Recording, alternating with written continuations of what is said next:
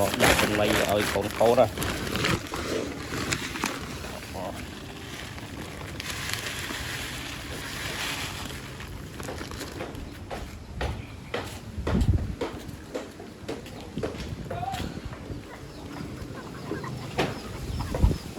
mò mò mò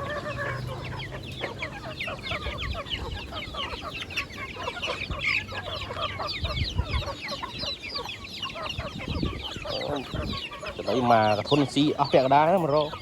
người biết đã chuồn rồi vậy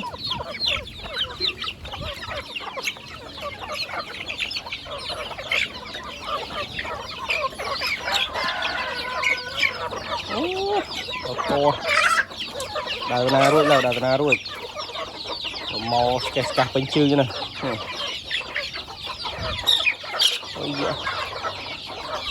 chuồn ngọt đấy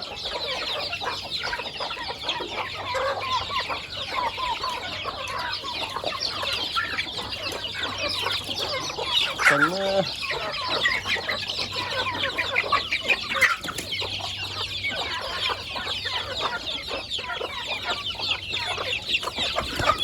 yeah.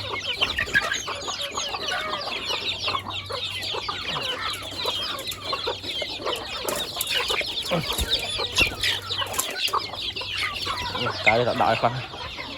rồi xin nhé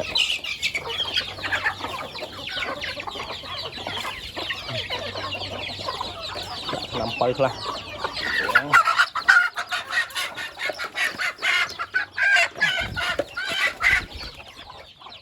để các trọng mì chanh để giúp cho bạn mình ốc tập bạn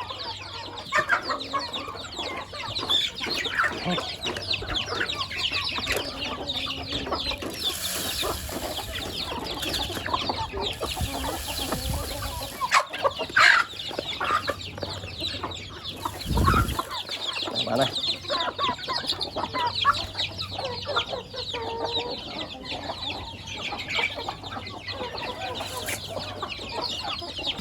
nó bị rất nhưng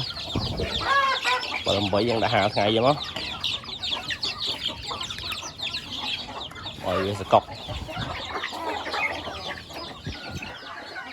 rồi của trăm xì pê không này đã ở xì đang ngàn thôn nó xì ở rạn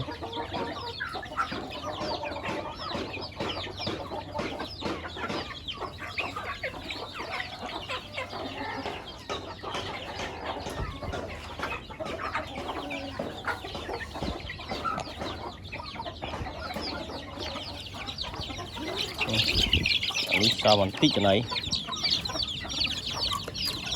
đấy côn mà dụ mặt hai đã người si thật không đấy chỗ này cái ban tầm ở dụ thay bôi ngái là ở si mặt hai chứ này thông lươn chỗ này nè